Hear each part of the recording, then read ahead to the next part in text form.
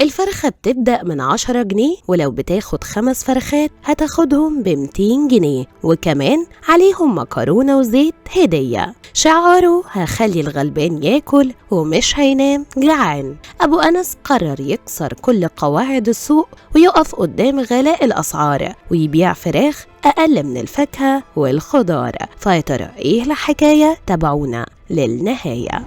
ياما سمعنا عن تجار بيبيعوا الغالي بالرخيص، وياما سمعنا عن ناس بتدي وش الخيرة وناس بتصور كل حاجة بتعملها وتقولك احنا بنساعد. بس عمرك شفت تاجر بيخسر من جيبه علشان بس الشعب والناس ياكلوا؟ عمرك شفت واحد حلف وقال مش هسيب حد في منطقتي يبات جعان؟ طب عمرك شفت تاجر فراخ بيقول للغلبان تعالى خد واطبخ وكل وما تدفعش غير اللي معاك؟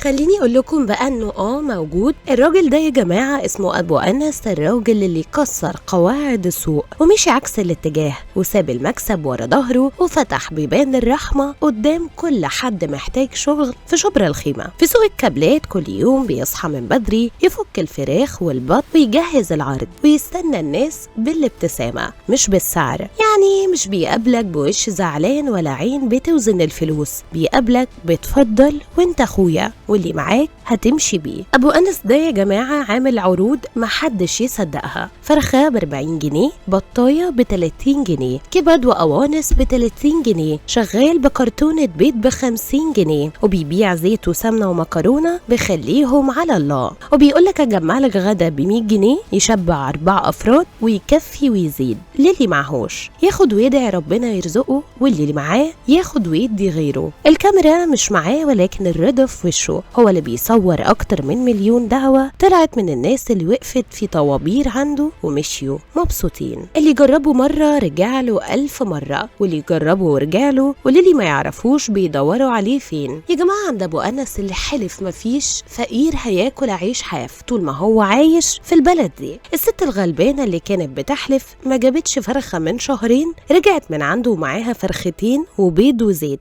وكل حاجة ب30 جنيه، وقالت ده مش بني آدم، ده رزق نازل من السماء. الناس كانت بتفتكر الأسعار دي فوتوشوب وكانوا بيقولوا مستحيل تبقى حقيقة، بس اللي راح شاف ونده على اللي وراه، واللي جرب وقال اللي ما يعرفش ابو انس ما يعرفش يعني ايه راجل عنده ضمير. طبعا التجار زعلوا وقالوا بيبوظ السوق علينا، بس هو رد وقال السوق اللي بيظلم الفقير ما يتزعلش عليه. الراجل ده مش بتاع صور ولا ترندات، الراجل ده بتاع ستر ورضا وكرم. الراجل ده قرر يكون حلقة وصل بين الغني والفقير، قرر يمد ايده للناس مش عشان ياخد عشان يدي، قرر يوزع من غير ما يعد من غير ما يسأل، قرر يخلي العزومة للغلبان يوميا. وبيقولك كمان اللي معاه خير لازم ينشره، واللي ربنا رزقه لازم يوزع، مش بيحط اعلانات في كل حتة، مش عامل صفحة فيها ملايين، هو عنده اكبر داعية في الدنيا، واللي هي يا جماعة دعوة من قلبها مرتاح، دعوة من اب بيطبطب على عياله، دعوة من اسرة جاعت وشبعت بسبب كيس خارج من عند ابو انس. والله حاسة هعيط. الزحمة قدام المحل بترد على اي حد بيشكك في المصداقية بتاعة ابو انس.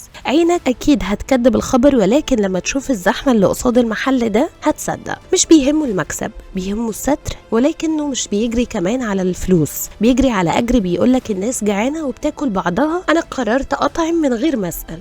الراجل ده يا جماعة بجد مدرسة في الجدعنة. بيقولك ما تحلفش انك ما تعرفش تساعد، ما تقولش مش بإيدي، الخير على قد نيتك وربنا هيبعته مرتين واكتر ليك. ابو انس ما طلبش شهرة، بس الشهرة جريت له. ما طلبش ترند، بس الترند هو اللي ركع تحت رجله، لانه ببساطة طالع من قلب الناس، والناس لما تحب حد ما بتسكتش. ابو انس مش تاجر، ابو انس ظاهرة لازم تنتشر مش بس في شبرا الخيمة، ولكن كمان في كل مصر وفي كل شارع وفي كل حتة فيها واحد جعان ومحتاج راجل زي ابو انس يقف جنبه ويقول له كل وادعي ربنا يرزقنا كلنا.